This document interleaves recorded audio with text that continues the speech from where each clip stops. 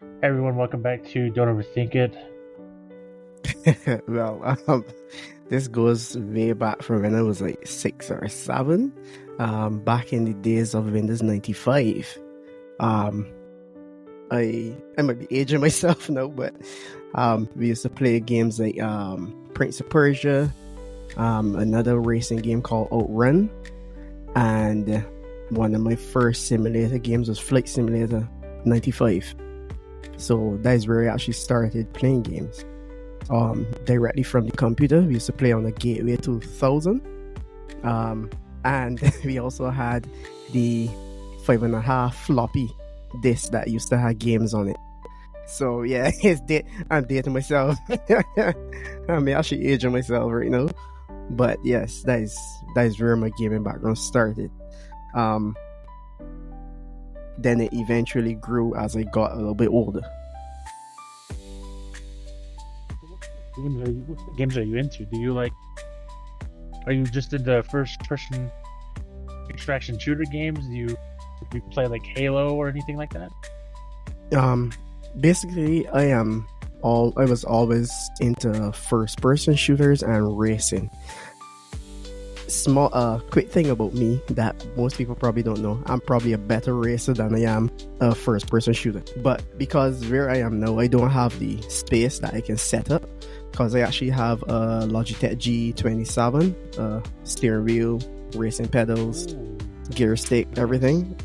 Yeah, with the H pattern, I have all that, but I don't have it set up now because I am custom racing simulators. I started from a simulator called Live for Speed, which is probably one of the most realistic racing simulators I've played in the earlier days.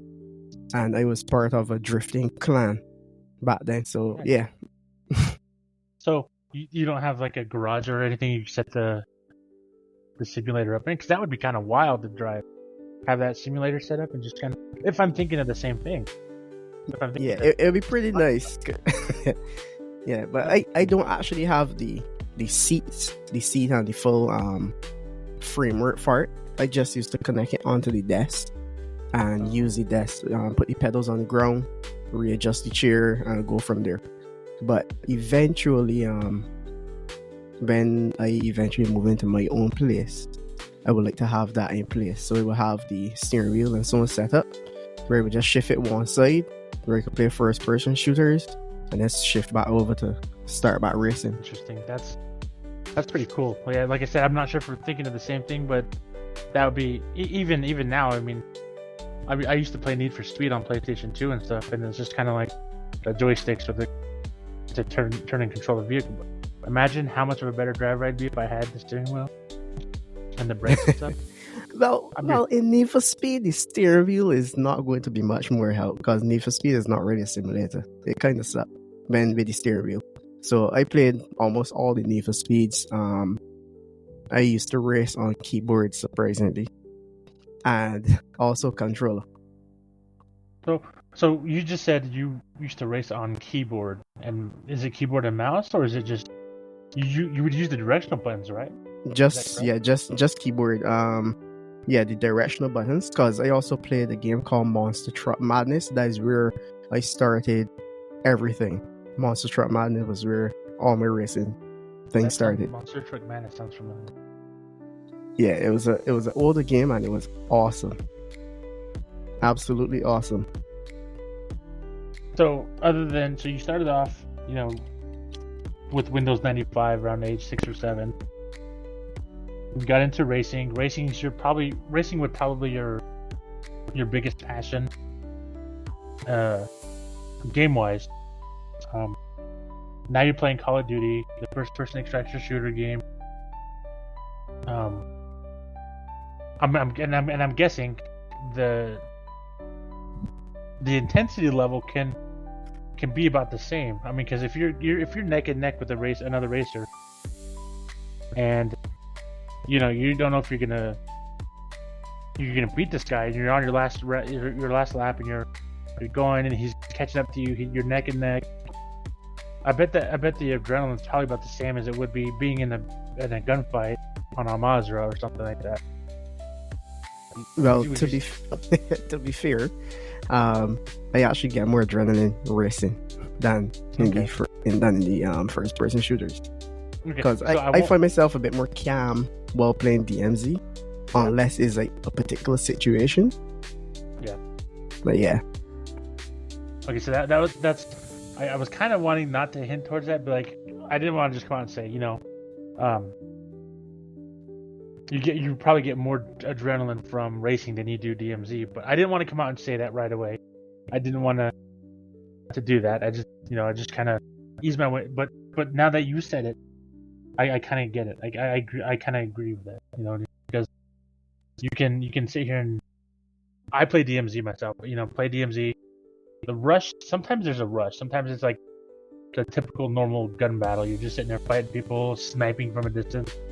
Or you're getting hit with the one pump, So, I mean, the adrenaline's in there, but once you get in that one gunfight with, people that use SMGs, or they're hitting you with Tonfas, or they're using the X13 to try and get you.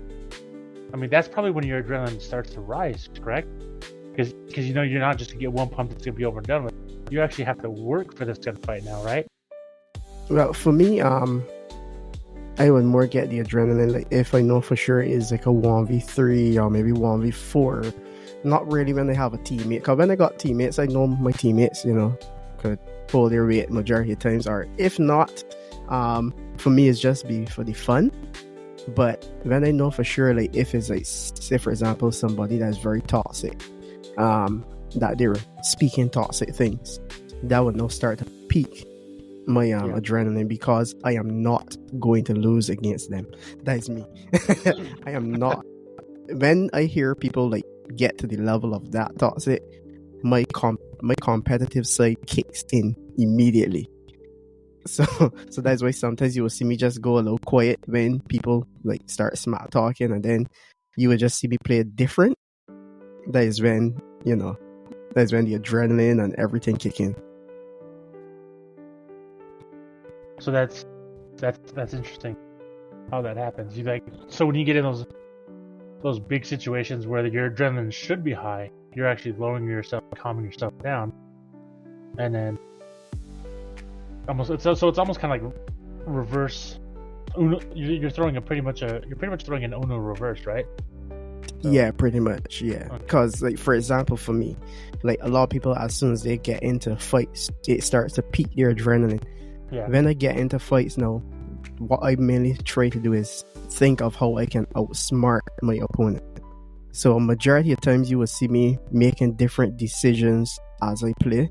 So you will see me rotate to one particular direction, rotate to the next, or maybe decide to see if I could get a break or get a down, and then you'll see me start rotating, because now I am saying if I get a down or a break, they have to either one, plate up, or two, they have to rest. That gives me the opportunity to reposition and then have a different angle on them. That makes sense. So you're playing more of a tactical correct side of things. Once you hit that level, you're gonna like, okay, time to think tactical, time to move into specific positions to get the upper hand on it. Okay, that makes a lot of sense. Correct. Because I had I think I produced a chart recently, where I was with RCS and Ramrod, and I was just repairing the GMC by No Name's gas station, and they were at the buy station. So I told them I can just go repair and move on and come back for them. So they were getting plates. I had everything ready, and out the blue, my GMC got hit by an RPG, and another GMC was right behind me. Now that jumped the living crap out of me, and that actually peaked my my adrenaline. So because I knew there was a full team on me, my teammates were like over 100 meters away, and I had one building to make my quick decision to run around. That was crazy. I don't know how I won the fight, but I won it. I think I was there on that one. I think I was watching that one live. That was I believe that was about 2 weeks ago that happened. Yeah, it was about either 2 to 3 weeks ago. Yeah. Yeah, I think I was there. I think I watched that one live. I don't know. either that or something similar to that. But so I've heard advice from another streamer, from Lando. We've had Lando on here. I saw that interview. It was a great one. Some of the advice that he gave me was, when you're in a gun battle like that and you're outnumbered, don't stop moving. The more Correct. you move, the better chances of survival you'll have. Correct. So I've learned that, and then when I go into my gun battles, I tend to move a lot, especially when my other teammates are down. I tend to move a lot. I'm constantly moving. My biggest problem for me is I don't carry smoke grenades. I cannot stand them. I cannot stand smoke grenades for. It's just ugh. But I'll throw a flash, and my biggest thing is I'll throw a flash, and I'll end up bouncing it off the wall directly back into my face. So my screen is completely white or black or whatever, and next thing you know, I'm down, I'm dead. I was like, great. That's my biggest thing. So for somebody who has that kind of luck, what kind of advice would you give them to be able to avoid stuff like that? Just kind of your insight on it. Well, to start is a matter of being aware of, one, your surroundings. Like, for example, the building that I fought that team in, I fought a platoon in that same very building and won. So when you keep moving, one of the key things that you do is that you split them up. So they initially come in together, but by you keep moving, jump through a window, jump through another window, it eventually splits up that team, because they're like, oh, he's on this side, so then somebody will try to run around another side to get you, and it also creates that one-on-one now, where you can take the one person, then continue moving, take down the next person, continue moving until it's over. Now, if you're using flash or stuns, then you have to be a little bit more careful. So you have to be a little more careful in terms of your surroundings. So with the flash and the stuns, now you also have to be aware of where the players are. So that, say for example, if you bounce it off a wall, you have to be at least close to the wall so it goes behind you. So that would take a lot more practice. So like, say for example, if you're in a situation where you can just be like, if there's less players on the map and you want to practice it, you could just grab a couple stuns, or even do it in like a one-on-one with bots on the multiplayer in shipment.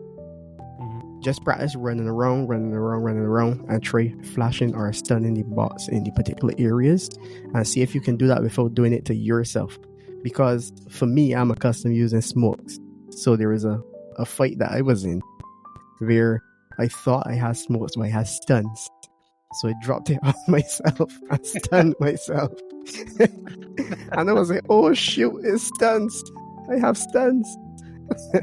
So then I had to throw the other stun out, change over to smokes out of my bag, smoke myself, rotate out, and then I had to that is when I had a 1v2, because it was I think Zero was the last person down, and it was a 1v2, and I had to use the edge, just the edge of the wall, to try to lure one person close to me, get him down, and then I hit the other guy like with a throwing knife. So it's moving. The main thing about moving, people are unaware of exactly where you are, and two, it splits them up, because when people are stacked, you're not going to win. You're not going to win stacking. So I agree with practice. I agree with what you just said, 100%. Being aware of your surroundings, knowing what kind of equipment you have on you, and practicing with it. So another example why I don't like smoke. I was on Ashika Island, and over at the farms, they have those warehouse buildings, like the greenhouses and stuff. I was over there. I threw a smoke, and I tried to get away. So I hit the wall. I threw the smoke, and I tried to run through the smoke, and I thought I was clear from the building, but I wasn't clear on the building. And I'm sitting there trying to like zigzag to try and dodge the bullets, but they're still hitting me. I'm like, why are they still hitting me? So I look at my mini map, and I'm looking up at my mini map. I'm standing right in front of one of the buildings, and it's one of the longer walls, and I'm running side to side against the wall. So I'm not going anywhere. I'm not going vertical. I'm just going side to side, east and west. I'm just running back and forth. And on the mini map, it just shows my little, I think it was yellow, my little yellow thing going back side to side, trying to dodge it. And the guy's just kind of like standing behind me, shooting at me. And so, like you said, being aware of your surroundings, I hit the wall and I'm going back and forth. I look like a, I don't know. It looked crazy. It looked weird. It was interesting. But yeah, and I was like, finally got around the wall and I was able to take off. And so it was right. So that goes back in being aware of your surroundings and knowing the layout of the map and the buildings, because you would know exactly where you are. You could smoke. You would say, "Alright, I know that is in farms." So I know, like, for example, if it's by the greenhouses and farms, I know that the one closest to where the UAV is, there's one that is normally the stronghold. There's one on the side. There's one at the front. There's one at the back. And then there's a big table in the middle on the next side. So it's knowing basically the layout of the building, so that when you smoke, you can either rotate through the smoke out of it, or you can actually use the smoke to plate up. You can use it to reload. You can use it to get ammo. Because I did that on the Sheikah. We ran into cheaters, and this guy literally beamed me through the water with a fennec. I was like about 8 meters deep, and you cannot see when you're 2 meters under the water in the Sheikah. He beamed me. I don't know if he pinged me, but he seemed a little sus, so he jumped in the water while I was resin, because he wanted to be, he wanted to get up close to kill me. I raised and I knifed him. So then his teammates came, and while I was in the water, I was dropping smokes. So the smoke came up, I dropped the muni, get the muni in the smoke in the water, dive back down, and keep rotating under the water. And that is one of the, I learned that from watching DMZ Demon, the water plays. He's probably one of the best I've ever seen do water plays. Yeah, I seen him. I don't know. I'm not exactly. I heard this from someone, but he was taking on I think he was taking on a platoon on Ashika Island, and you know where the spawn point is by the stairs. You go up the stairs and you can get into the power plant through the tunnel. Yeah. It was over there by the waterworks area. Yeah, and we call it the Demon's Playground.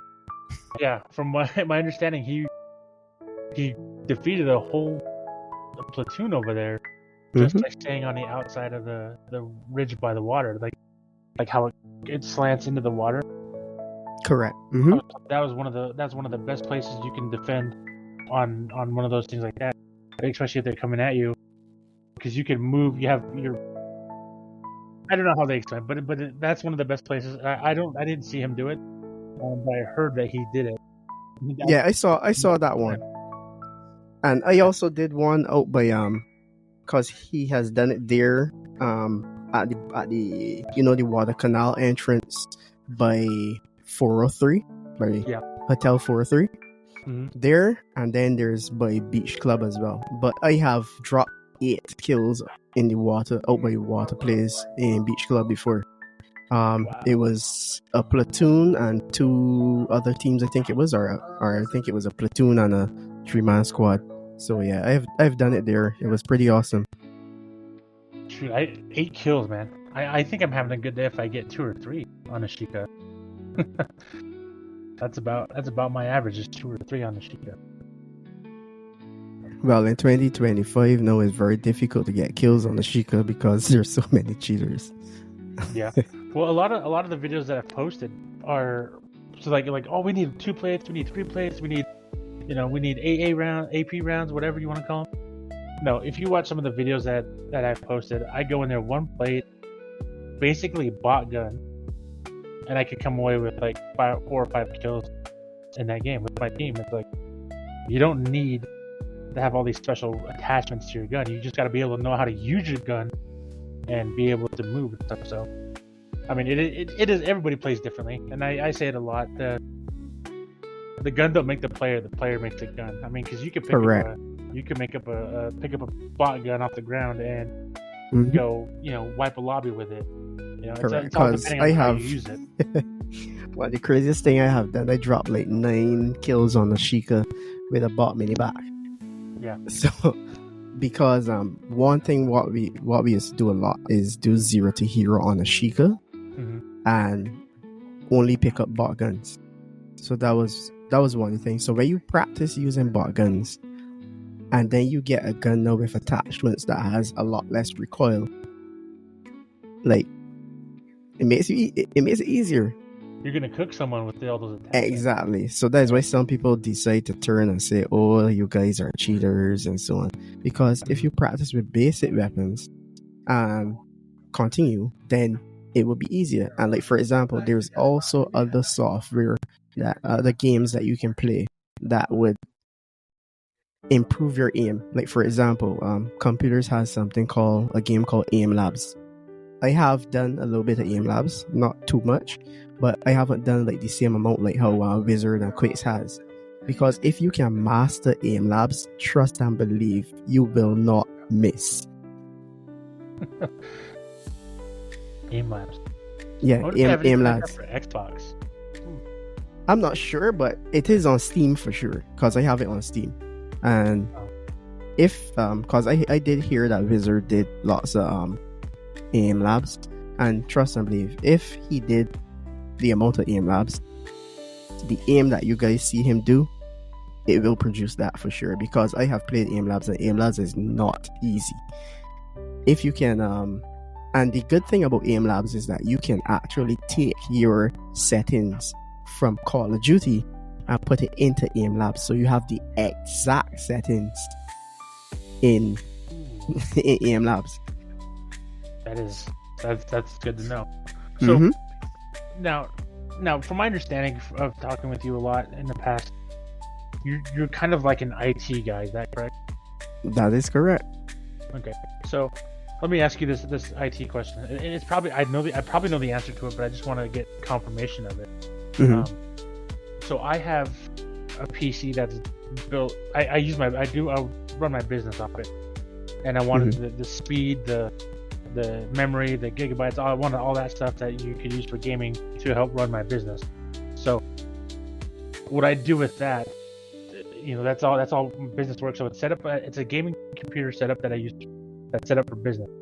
I have mouse and keyboard attached to my Xbox.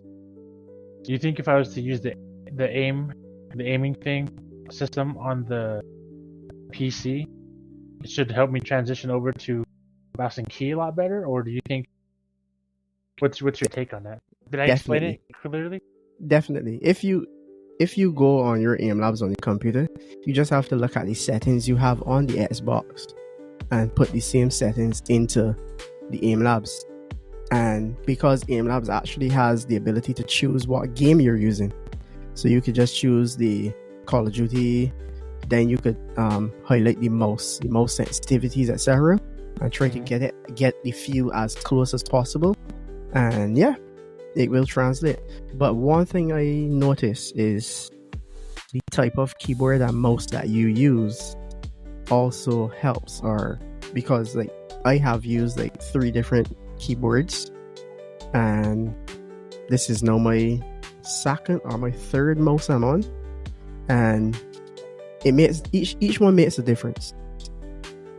Okay, so would you recommend a wired mouse or a wireless system for your gaming?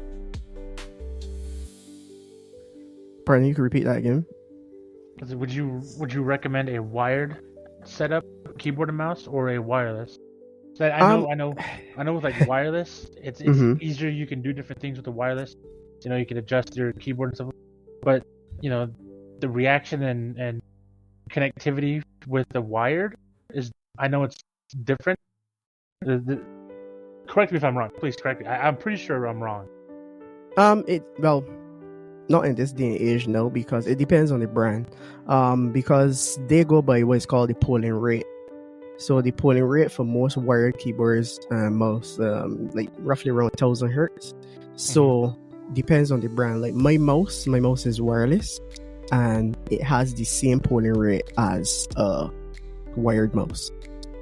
Because so there's no difference when I plug, because my mouse I can actually plug it in which charges the battery inside of it at the same time, and it will play wired. And when it's wireless, there's no difference, no input latency. It has no. It is awesome. This is probably the best mouse I've had. Because I had Logitech before. The Logitech mouse was really good. It's lightweight, but this gives a better feel, and the sensitivity is better. In terms of the keyboard, there's some keyboards that have the same polling rate wired as there is wireless, so you don't get the input lag when it's wireless. So it depends on the brand and the type of keyboard and mouse that you purchase. So I have Logitech. My mouse is Logitech and my keyboard's Logitech. One's wired and one's not wired. I use the wired one for the gaming, and then I use the wireless one for my PC.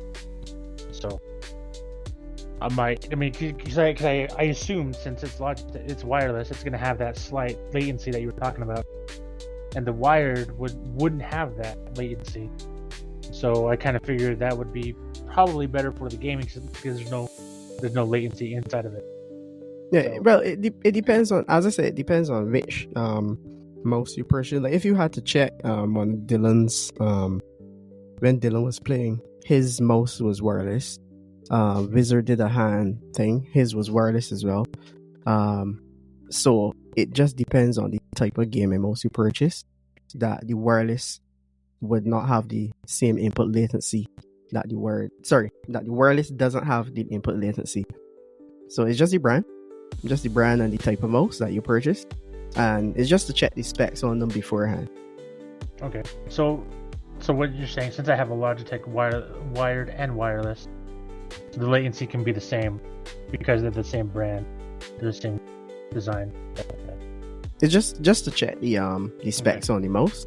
Yeah, because if it's not a gaming mouse, it will have input latency. Because the gaming mouse are the ones that don't have the input latency. Okay.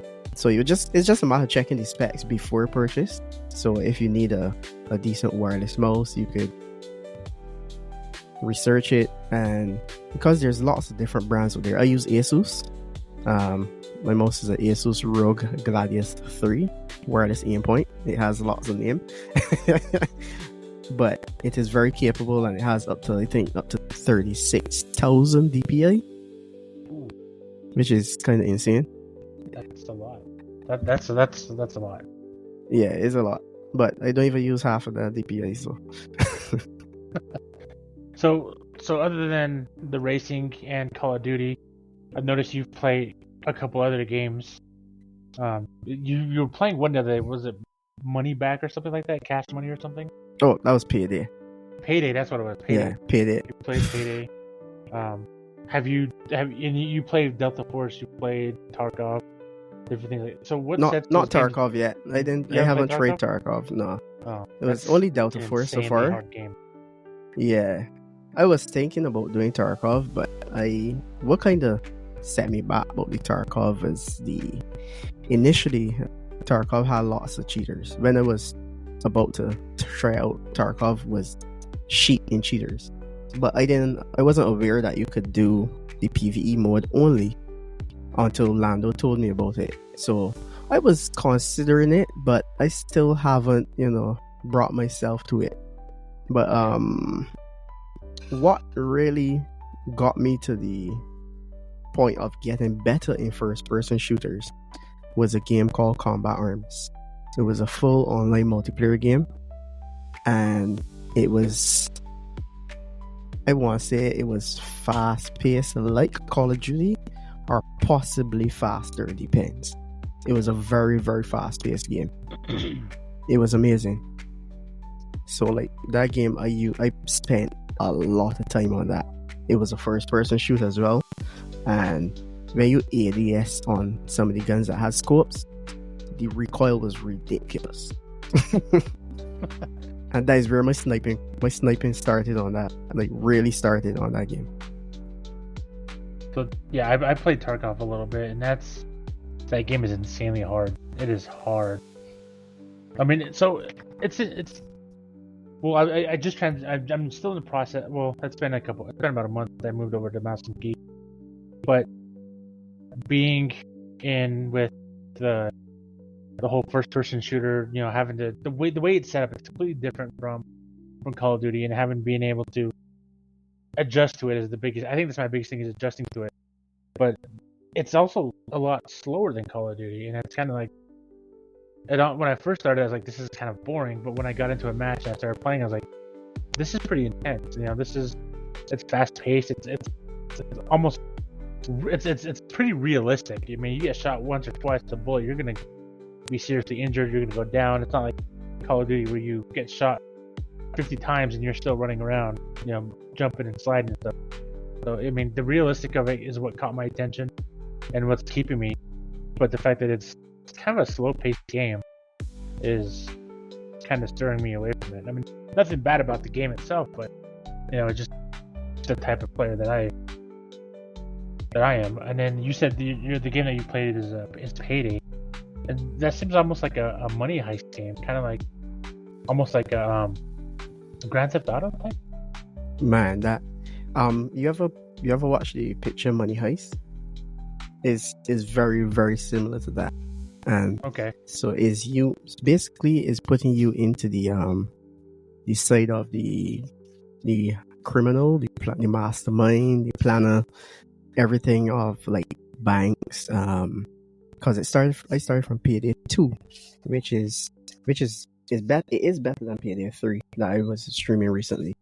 But Payday 2, like, we had missions where you had to infiltrate Scarface's mansion. Ooh. So, and his mansion was heavily guarded. So you could either do it stealthy or you could do it loud. And it was like over 20 bags of coke you had to steal, and like about 12 bags of money. It was like a lot. So like that was, you could have made like well over $2 or $3 million on that one heist. Wow. So is a lot dealing with heisting, first person shooter, and it is a ton of fun. Like, it takes you away from the toxicity of people to just enjoying an actual game. Like, that is what that does. Like, you don't have to. I'm guessing it's just you and your team that you go in with. Correct. You could do it solo, or you can go with the team. I noticed you one time you were playing with, I think his name's Ozone. Oh no, it was me, Chaos, and Zero that was playing on Payday. Zero. Okay. Yeah, Ozone is on Call of Duty. Okay. Who I know personally as well, because he's from here as well. Okay. No Ozone all his life. From when he was a baby. So, Call of Duty, Payday, Tarkov, racing games. What's next for Capy? Not Tarkov, Delta Force. Oh, Delta Force. I'm sorry, Delta Force. Right. What's next? I will be making a return to Battlefield. Oh, yes. I saw videos on that. All right. I actually played Battlefield 2, 3, and 4. Because I started Call of Duty from, I believe, is either the first Call of Duty or Call of Duty 2. I played Call of Duty 2 for sure, 3, World at War, Black Ops, Modern Warfare, the original, Modern Warfare 2, Modern Warfare 3, and I played Call of Duty Black Ops Zombies, and then it was going along the line decent. I played Black Ops 2, and then it hit the point when they were bringing out Advanced Warfare, and I was like, no. So I switched over to Battlefield. Yeah, that was torture. That's ridiculous. So when I switched to Battlefield, I was hooked. So I played Battlefield 2, 3, 4. In between there, I played a game called Operation Flashpoint Dragon Rising, which was a game by Codemasters, which is known for Colin McRae. Mm-hmm. So I've played Operation Flashpoint Dragon Rising, which was another first-person army game. It was decent, kind of underrated. It wasn't like a big game that a lot of people was looking up to because Battlefield and Call of Duty was out. But those were the main first-person shooters that I have been playing, and for sure Battlefield 6 is the next upcoming thing, which I will be on, because I did get the open beta early access. Oh, did you? Yes. What do you think of it? Well, I will have to find out from the end of this week coming. Nice. I try to see if I can sneak in at least one night of gameplay. So, cause it came in around the time when like for example, coming down now is next weekend, sorry. So it's opening on the 7th at night time, which I might not be available on. Then the 8th is my daughter's birthday, so I don't know what can happen that night time. Oh. And then the 9th is the next day, and then my anniversary is the 10th. So I have to I want to see if I can try to get in at least maybe like a couple hours on Battlefield 6 within that weekend. But then it's open the following weekend, which should be better for me. Yeah. So I've seen people playing that game. I've seen little videos of that game, little clips and stuff like that. It looks like a really well put together game. Now, I heard rumors that they might be putting a battle royale in that game, or they I don't know. I've heard people talking about a battle royale in Battlefield. I'm not sure if that's true. Yeah. So I actually have the map which was proposed for a battle royale. I saw the map last week, and how it is now, if you enter the gas, you die immediately. So no more gas plays. So I'm very interested in seeing that as well, because the destruction of this game is amazing. How you could destroy buildings if somebody's camping in it. Goodbye, rats. We will blow you up. Like Battlefield 6 is like, I was excited when I saw I was watching the multiplayer launch. Man, that game is amazing. It's legit. I'm thinking that if I get on that and I really enjoy that, Call of Duty might not see me until maybe DMZ 2, to be fair. That's a fair statement. Yeah, I completely agree with that. And I think that's where Call of Duty's gonna make their mistake too, is because they just kind of shove DMZ aside. DMZ is probably one of the best things that happened to Call of Duty, in my personal opinion. I agree with you as well. But let's go back to DMZ real quick then. Now that you brought it up, what's your thoughts on DMZ 2? So I've heard there's DMZ 2. I heard there's no DMZ 2, and then a lot of people saying, "Oh, it's just speculation. There's not going to be any DMZ 2." What's your input? All right. Let me just say that is a beta right now. So technically what we call DMZ 2 might probably just be DMZ. But Activision will have next year for Modern Warfare 4. So more than likely it will be a 2026 game. It will come out in 2026. If it doesn't come out in 2026 under Activision, then we might not see another one, to be fair. That's what I think. But I do believe that it might probably return, but it might not return to the expectations of how people think it might be. Because people might be thinking, oh, next DMZ might just be this one with more missions. I think the mechanics might be different. So there's a possibility you might have to look at possibly Omni Movement, which I actually like the Omni Movement, to be fair. Omni Movement is pretty good. Yeah, Omni Movement is good. I've overheard people talking about wall running, but I would like them not to put that in, because that would kind of suck. That's not realistic. Exactly. Wall running, no, we don't need that.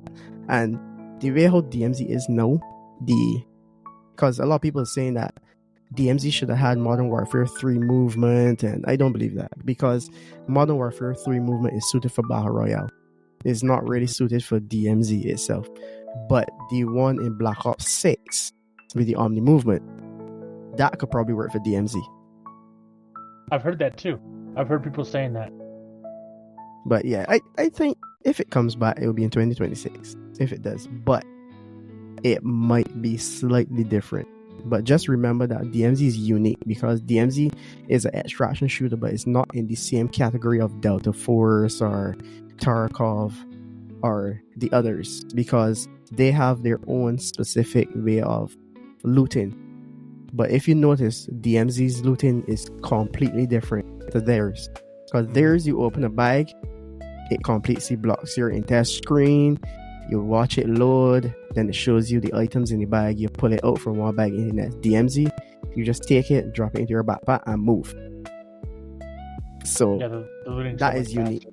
That is very unique to Call of Duty, and I think that is one of the things that pulled people to it. DMZ was easier and more casual for casual players. It was easier to understand, easier to work out. So you would get more casual players on it. But I don't know why they decided to just drop it. But I don't know. We will see. 2026. Could you imagine what DMZ would be like today if they would have kept up on it? I mean, it could probably be about as good as Battlefield. I mean, if not better. But the thing is that if DMZ was constantly getting updates and so on, I believe, when other new games come out, the interest on other new games would not be as high. To be fair, you would play the other new games, yes, but if DMZ is the game to play, that it brings that excitement, the different, it still brings that thrill today. The only downfall to it is the cheaters that have came in and the abuse of the OSS, the one shot shotgun, basically. But you could go in DMZ if you have nice gunfights. It will be great. It will be great. And every gunfight is different each time. So 2026. Cross your fingers for 2026. So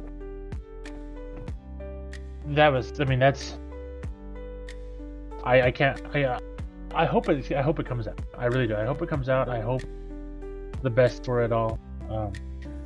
But then again, you have a lot of the people who are like, oh, they're not going to come out with another one. They're not going to, just kind of negative Nancy's on it. So it's kind of hard to believe or believe in what you hear from different people. Well, in everything you will have the negative, as you call them, negative Nancy's. You will have somebody negative.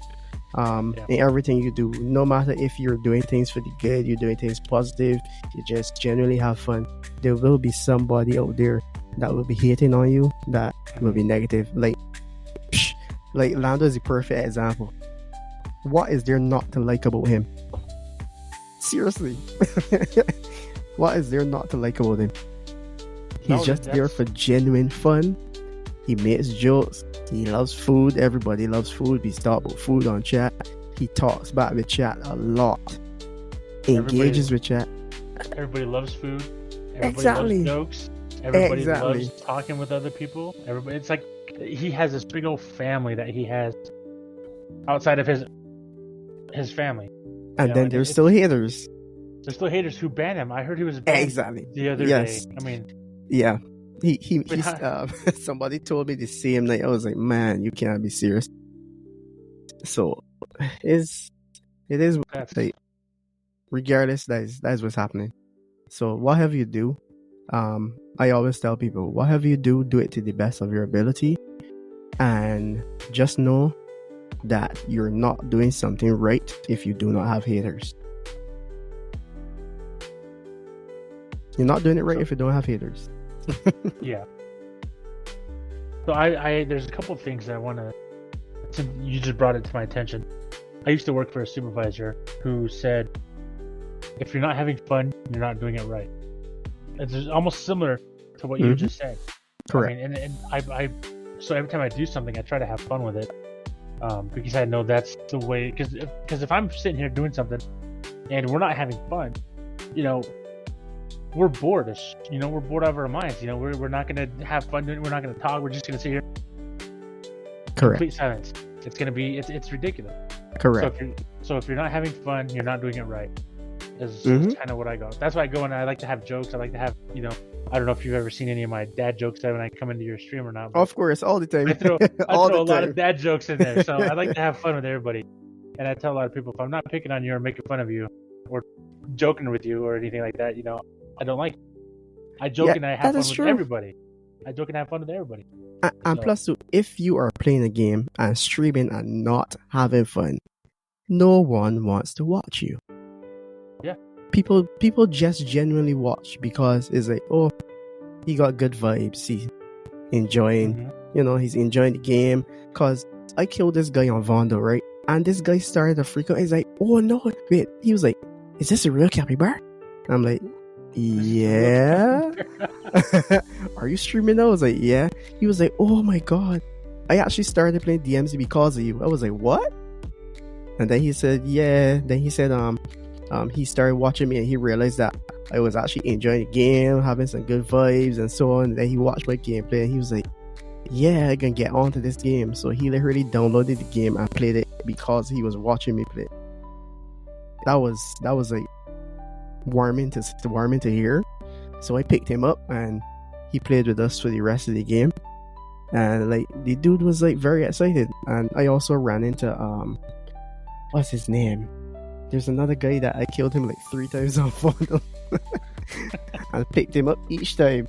Like that dude is amazing. And as it like this is why it's important to be positive in your streams and not being negative. Like for example, I was talking with him and he told me that he said he noticed when he saw the snipe thing and then he saw me kill him, he was like, oh shoot, it's Cappy.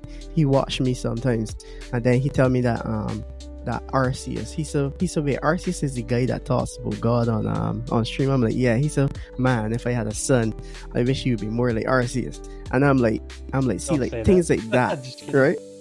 You understand? Yeah. So things like that, is nice to hear because people are watching you and they are actually, looking at how you carry yourself and how you react to certain things.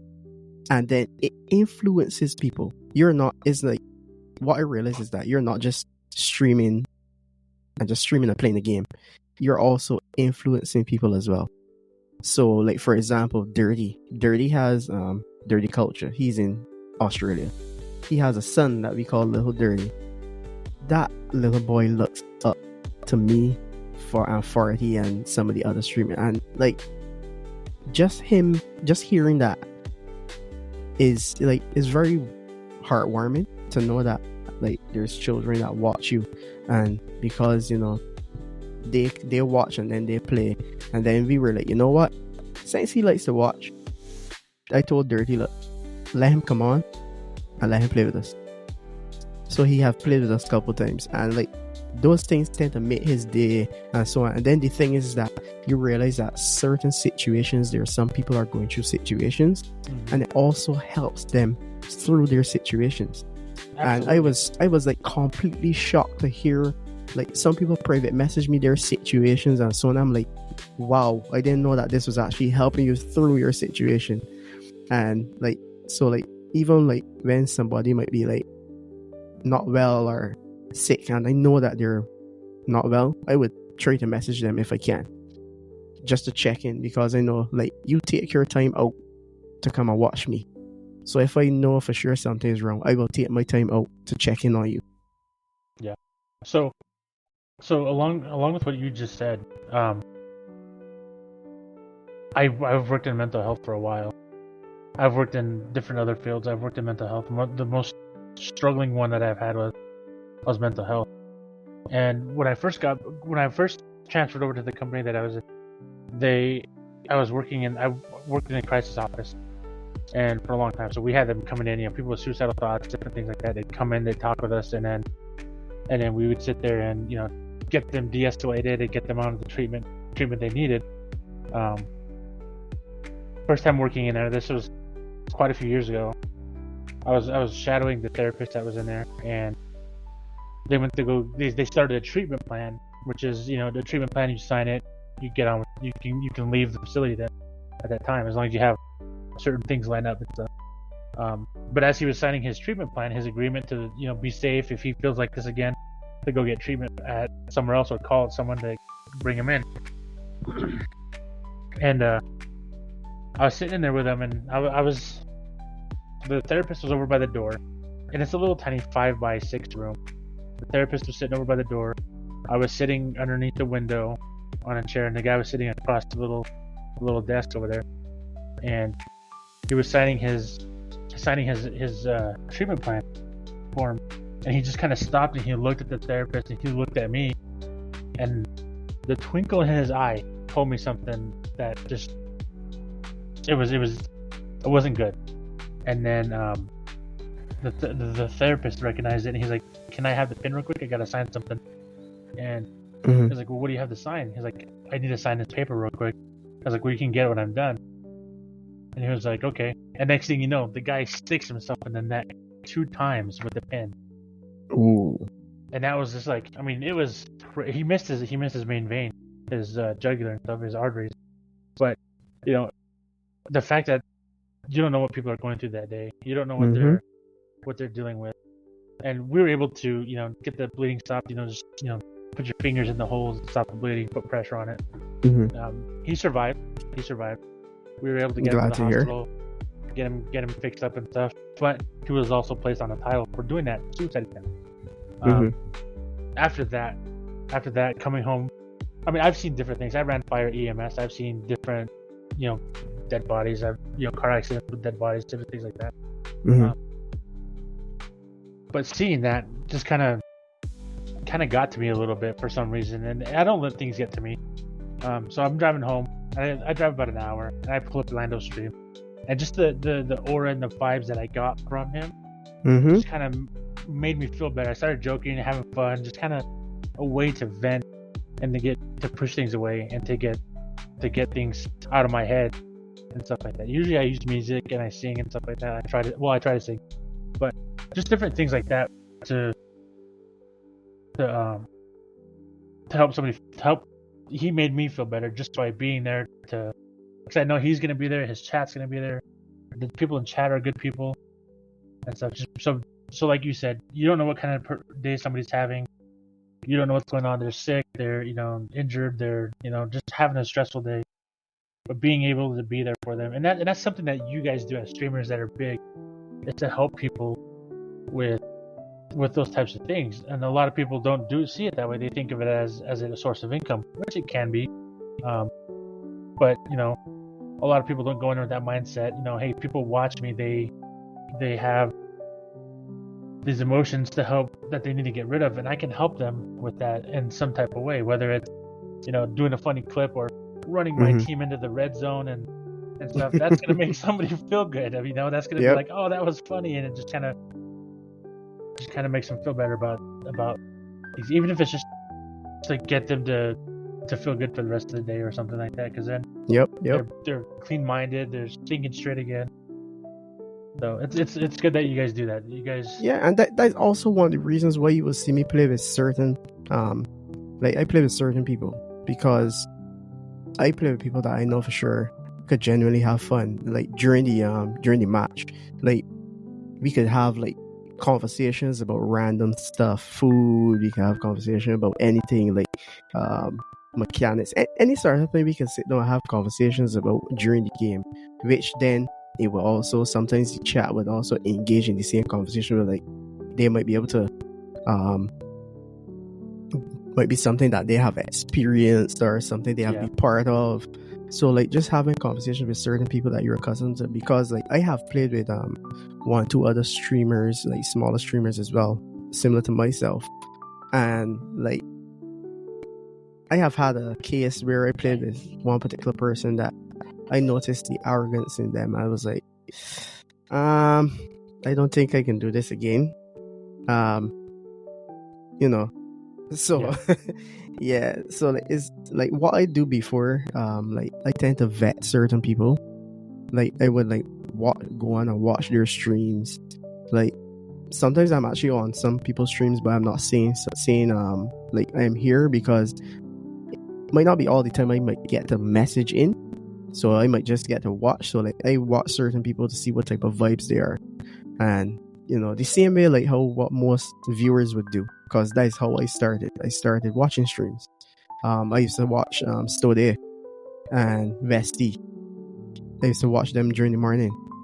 And after, cause that is how, like, I got back into DMZ because Soapy that you see me play with sometimes. Mm-hmm. Right, he's my work colleague.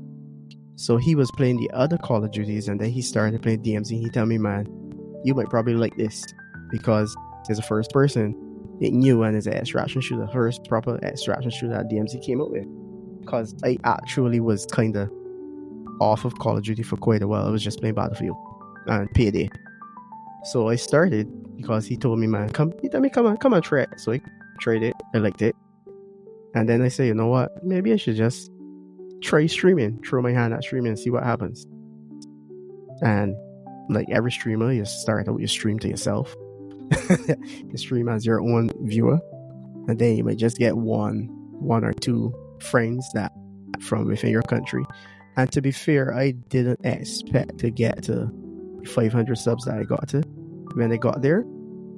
Because I told myself, I'm from a little small island and most people out there already have their friends in the areas that will probably spread across the US. US is a massive area. We have 280,000 people on this island. And like, wow, it's not like I really expected to have a huge amount of subs. And plus two, I just went in streaming for just the fun of it. And also to like, just show the little that we having fun in the DMZ, because I was not even sure that monetization would work down here, because I've heard people that trade it and it never worked. So I was like, I never went in it for the monetization. It's only when I got there that I eventually figured out how to get it to work. So that is how it initially started. And as I was growing, before my 500 subs, I ran into Lando when he was like, I think it was 800 and something subs, and he was the one that gave me some advice on how I could carry out the streams, how to be, it's about having genuine fun, engaging in chat. So I watched him when he was engaging in chat, even before he assumed the clown persona. Yeah. When it was just Lando, when it was just himself. And then he did when he was doing face cam, he was saying that face cam also helps bring people a little closer, because now they will actually get to see who is behind the computer or who is behind the YouTube channel that is streaming. So that was some of the advice he gave me. I ran into Farty. Both me and Farty, we had similar subs. We were like 100 and a little bit, or like 90 something, when we ran into one another. And I had a conversation with Farty after one of his streams, in which from then on, he just made me a mod for his channel. So then, as we were talking and so on, I told him that I'm basically like him, no starting at streaming.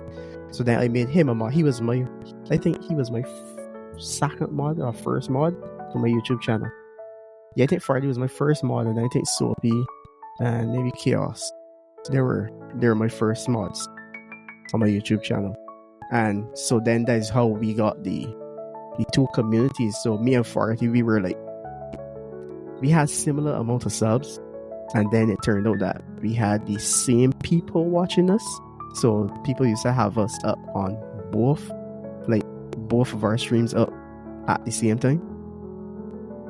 So then when we were maybe 200-300 or so subs, people said, you know what, maybe y'all should think of coming up with a clan tag, because to fuse the communities, because we had similar communities. So then that's when we took a little while. It took us about 2 weeks to sit down, study it, and I came up with the name Snipe, because at that time I think Dylan had Knife. Dylan and Hayes was running Knife, and I was like, you know what, most of us that we play together, we are pretty decent snipers, so we could run the Snipe clan, but we can spell it different. We can spell it with a Y. So that's cool that you guys were able to collaborate with that all and stuff. I mean, it's exciting when you build friendships like that because you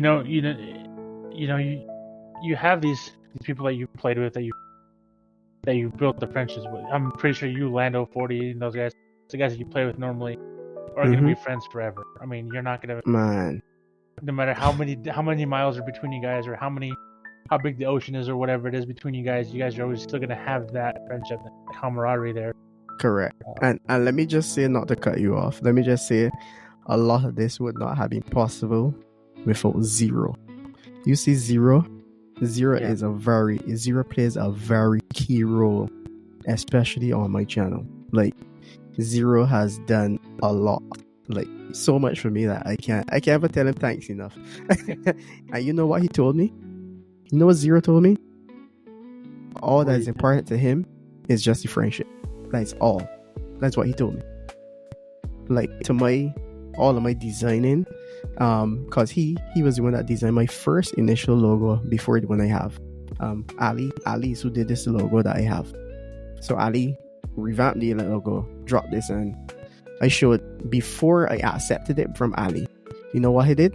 I contacted Zero. I said, Zero, you're the first person that was dealing with my logos. How do you feel if somebody else wants to send a logo or whatever? Zero told me that's perfectly fine because the person might be a professional or might be better at doing logos than him. So I sent him. He was the first person to see my logo because Zero was the one that was dealing with my logo, all the designing for my loading screens, my intro, my outro. That was all Zero. And even down to my my merch store, I started putting my name, and I started putting a logo on like a cup and thing. And then after Zero was like, yeah, that looking good, but I could actually add some more stuff in. I got some ideas.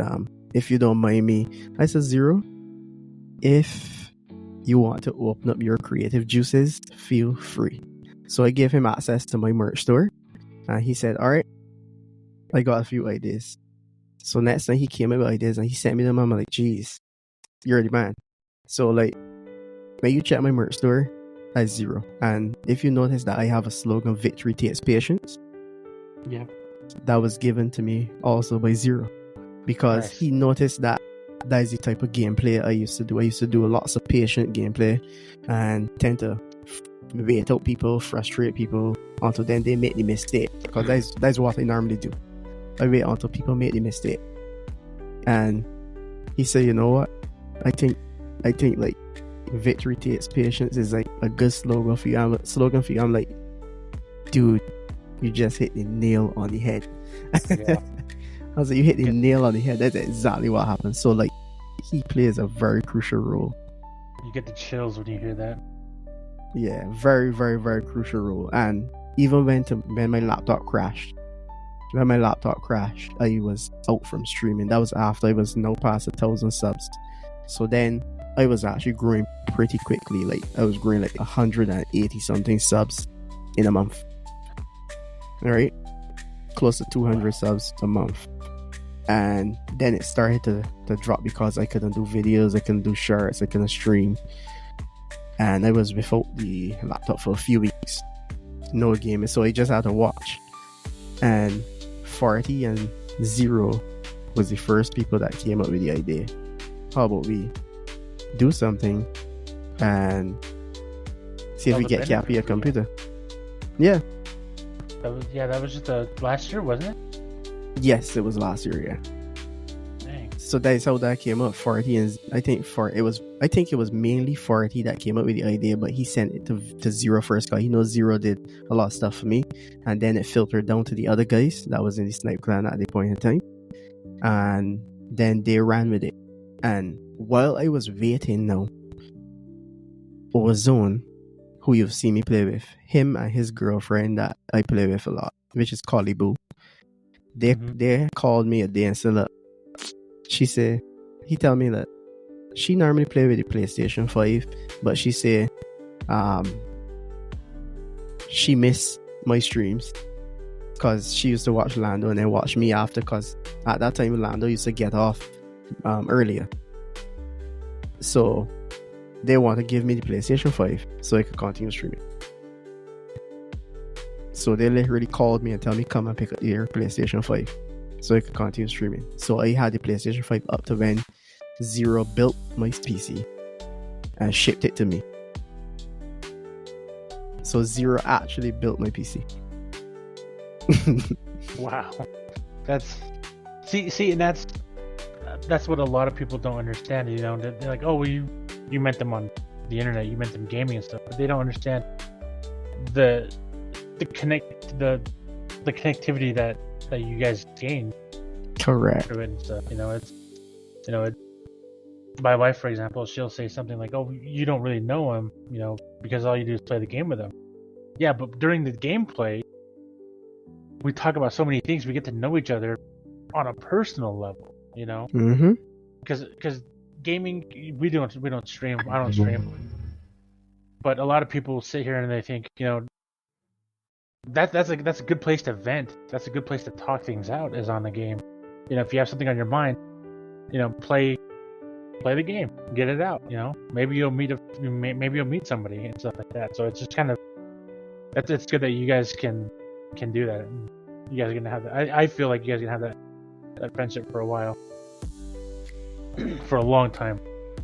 So, and once you retire from DMZ and streaming, man, this YouTube community or Kick community or what other platforms you're on, they're really gonna miss the Capybara. So. Yeah, so that is, and another thing I must say though, my wife has been very supportive. Yeah. If you saw the Capybara hat that I have, yeah. That was her. She found it. She found it. She bought it. She brought it to me, and she gave me it. I actually have another thing too, but I don't have anywhere to put it up now. But once I get to the location of my own place, I can actually have that up. I have a Capybara LED board as well that will be in the background once I'm done. So like she has been very supportive, very, very, very supportive. That's gonna look nice. So nice. Yeah, that's another thing that has been awesome. That way, I'm able to get there, and who's my biggest fan? My daughter. Yeah. Yeah, she's like one of my biggest fans.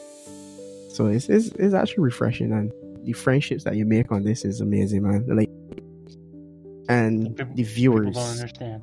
Yeah, the viewers, man. Like, when you pop in, I'm like, yeah, Donnie's here.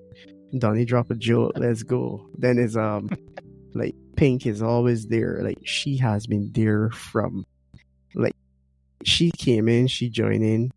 She was one that was enjoying the streams, and I was like, you know what? I made her a mod, and she has been like, I can tell you, right? If it's one mod that has not missed my streams, it was her. She has been at every stream up to when she was not feeling well. Pink is everywhere. Yes, she is. She is everywhere. I see her every stream I go into. She's there. Yep, she's an excellent mod. So like, we actually did an episode with her about a month and a half ago. Oh, nice. Yeah, it's you gotta send me the link though so I can see it, cause I watched Lando's, I watched Farewell, I saw one two others, but I would like to see the one with her. Yeah, she's a nice mod. Her voice is completely different. It's completely different. Yeah, it shot me up my multiplayer games. When I first heard it, I was like, yeah, what? Yeah. So before we begin on that one, her episode, I heard her talk. I was like, is that really Pink? I was like, Pink, how old are you? And she's like, I think it's like 37 or something like that. And I was like, dang, your voice does not match what I'm thinking, what I'm picturing. But yeah, she's sweet lady, fun to be around. She's always in the positive mood. It's great. Yeah, I'm actually trying to see if I can arrange a DMZ run where I can have her on, because I think I'm at the point where, like, I believe like my mods, like I could get my mods in on some games on stream. That's what I would like to do, and certain then I would try to do some. I like to play when I like to play with the viewers as well too. Like when we do the multiplayer custom games, that was fun. Yeah. But yeah, I would like to get in some of the viewers. But for sure, I would like to get with the mods because I have played with most of my mods so far. Like you've seen me play Wolf Grey as well too. Wolf is a pretty good dude because one of the reasons too why Wolf was not there for quite a while is that he had a PlayStation 4, so he used to overheat a lot. So he told me no, he's much better now. He told me he's much better now. So like since I passed a certain amount of subs now, it's now a matter of sitting down and planning out the days of who you're playing with. Yeah. Because now is like different people wants to play with you each time. So like Tuesdays is normally me, Ark, and Ramrod, but Ram has some important stuff going on right now, so you might probably see me, Ark, and Zero running on Tuesdays. Filling in between, you will see me and I'll be playing with Cobra. I'll be playing with Cobra and Zero. You will find me with Chaos or Ozone. Like last night was Ozone and Kalibu I was playing with, and then after Cobra joined us. So like those are the people that you will see me play with often. Those are like the closer friends. Like we have a group chat with just us, as I mentioned earlier, these like founders and the co-founders. So it's me and Farty who are the founders. Then we got Zero Art, Cobra with us, and we have a chat that we talk with each other like almost daily, sometimes every other day, sometimes. And we have also reached the point too, like Farty is actually on, like, here we use WhatsApp as the primary way of communication, to chat, right? So Farty's on my WhatsApp, RCS is on my WhatsApp, so things like that. The friendships that was built through the DMZ. So yeah, that is very important, and I'm actually glad I met with those guys. Awesome dudes, and let's just say that we all built up ourselves together. That's the best kind, strongest ones. Yeah. Before we close out, Cappy, we like to do some like words of wisdom or something like that. Just wondering if you had a motivational quote or something you'd like to share with the listeners. If not, I got one, and then we'll go from there. Well, I don't have a motivational quote, but what I can say is that one, be yourself. When you're yourself, people will actually see the true you. Like, you don't have to be pretending and so on. Then people say, I don't know if he's genuine or not. Be you. And another thing I would also like to say is always remember, in everything you do, there's an equal and opposite action. So remember, if you are a streamer and you're not a positive person, if you're a negative person, you will either gain people like you that would gaslight you for being negative, or you will lose people because people are not interested in watching someone negative that is not genuinely having fun. Because always remember, as mentioned earlier tonight, you can be streaming and somebody might come into your stream that might be having a bad day, and because of what you're doing there and because of what they're watching, it could brighten up their day. Like for you, it was when you went on to Lando's stream that night time on your way home, and people have other people have messaged me and told me the same thing. Like they logged on to my stream and told me that it made their day better. They were having a bad day and like things like that. Like, people don't understand, like, when you're streaming, you're just genuinely having fun and things. But then when you hear situations like this, it's very heartwarming to know that you are influencing people or you're making a situation better. So that's one of the other things to do. Always remember, when you're a content creator, you're also an influencer as well. So you don't want to have a lot of negative things out there. Just be positive be yourself, and that is what people look for. Like in this day and age of 2025, where there's a lot of negative things happening, a lot of bad things happening, you have to be the light at the end of the tunnel. Yeah, I agree with that 100%. You know, you need to stay as positive as you can. And nowadays, you don't know what's going to trigger somebody. It could be positive, it could be negative, and you can put somebody in a worse situation than they were. You know, Correct. Being in a positive mindset. Exactly. And fun fact about Cappy, I'm actually a gospel singer. You're a what? A gospel singer and a drummer. No way. Yeah, I'm actually part of a group. So you got a voice on you then, huh? Well, actually, early in my streams, sometimes I used to be there, and then people used to hear me singing, and it's like, wait, what, Cappy, you can sing? I was like, yeah, I sing in a group.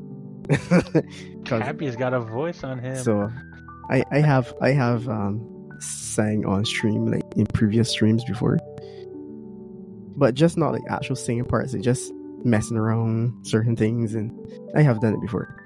But yeah, that is what I do. I'm part of a gospel group that does all original songs. So I have written about 7 or 8 songs already, and the group has over 200 original songs. So wow, and, yeah, and we're actually celebrating. The group is celebrating the 30th year leading up to from this year into. So that is why like you don't see me streaming on Thursdays, because Thursdays is my practice days with the group. So that's why I'm actually out on Thursdays. And so like January, we normally have a concert every January, in which we write all of our songs, we write our plays, because it's not just a concert with singing, we do acting and everything. So it's acting, singing, and we do all our music, like our musical arrangements, our singing, our writing, the scripting, everything is done in the group. That is awesome. I did not know that about you, Cappy. Yeah, that's a fun fact. I know a lot of people don't know, cool. But yeah, that's a fun fact. And I'm a resident drummer every Sunday. So that is awesome. That's pretty cool. I expect a birthday song on my birthday. Just kidding. When is birthday? The 29th of August. Oh, you August born, man. Cool. Virgo. Cool. I'll be 37. 37 years young. Nice. You're just a year older than I am. Yep. Cool. Well, I appreciate you coming on, Cappy. No problem. Thanks for joining us today. And all you ladies and gentlemen out there listening, go subscribe to Cappy. He's a really good player. He's a really good guy. He writes his own songs. He sings his own songs. He plays drums. What can this guy not do? I mean, how can you not enjoy watching him and listening to him talk? So, with that said, what can I not do? Thank you for coming in, Cappy. We appreciate it. And then thank you for having me. Yeah. For those of you guys out there listening, remember, don't overthink it, and we'll